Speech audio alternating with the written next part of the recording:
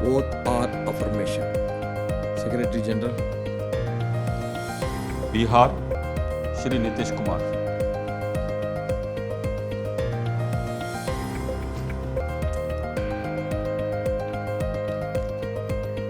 मैं नीतीश कुमार जो राज्यसभा का सदस्य निर्वाचित हुआ हूँ,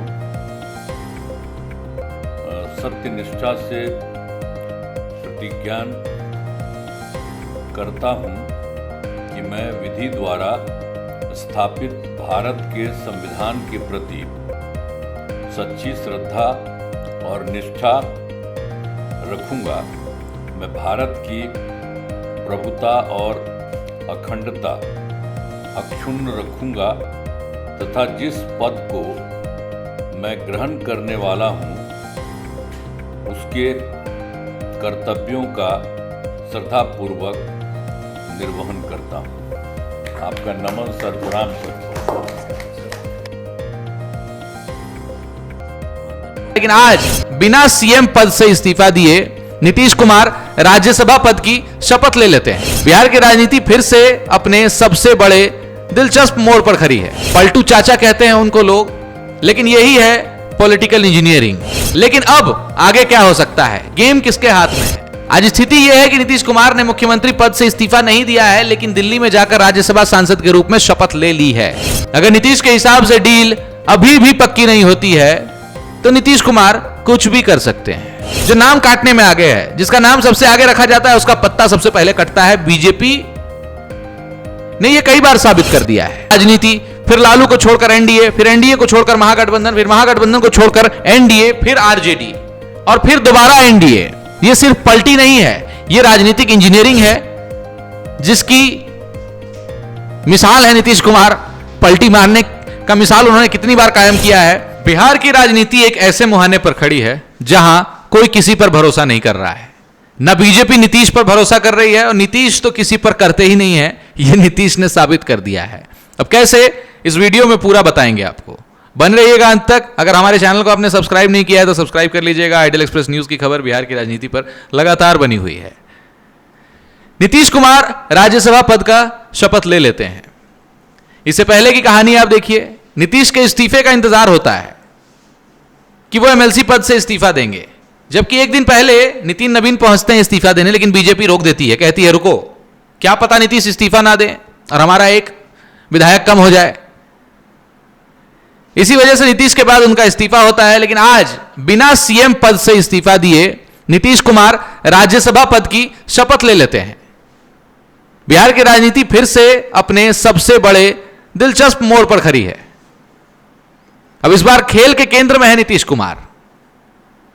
नीतीश कुमार शुरुआत से ही खेलते आए हैं और बढ़िया खेलते आए हैं, काबिले तारीफ हैं।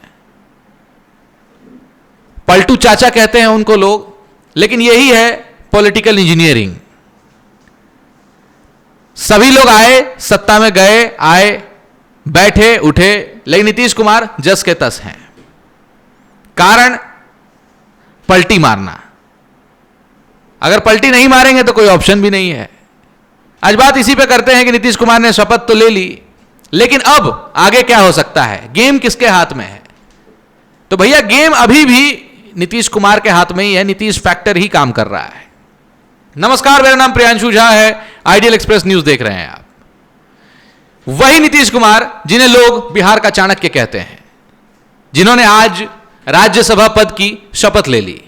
क्योंकि जब बाकी नेता चाल चलते हैं, नीतीश चाल नहीं, पूरी बिसात पलट देते हैं। आज स्थिति यह है कि नीतीश कुमार ने मुख्यमंत्री पद से इस्तीफा नहीं दिया है, लेकिन दिल्ली में जाकर राज्यसभा सांसद के रूप में शपथ ले ली है। यहीं से असली खेल शुरू होता है। अब इस पूरे मामले में सबसे बड़ा ट्विस्ट संविधान का है। आर्टिकल 101 का क्लॉज 2 कहता है कि एक व्यक्ति 2 विधायी पदों पर नहीं रह सकता। अब यहीं से असली खेल शुरू होता है। अब इस पूरे मामले में सबसे बड़ा ट्विस्ट संविधान का है। आर्टिकल 101 का क्लॉज 2 कहता है कि एक व्यक्ति 2 विधायी पदों पर नहीं रह सकता, यानी मुख्यमंत्री और राज्यसभा सदस्य दोनों एक साथ संभव नहीं है। इस्तीफा तो नीतीश कुमार को देना ही है। लेकिन आर्टिकल 164 का क्लॉज 4 यह कहता है कि अगर कोई नेता अपनी कानूनी स्थिति बदल रहा है तो उसे पूरा 6 महीने का समय मिलता है। इस 6 महीने के विंडो में नीतीश कुमार कुछ भी कर सकते हैं।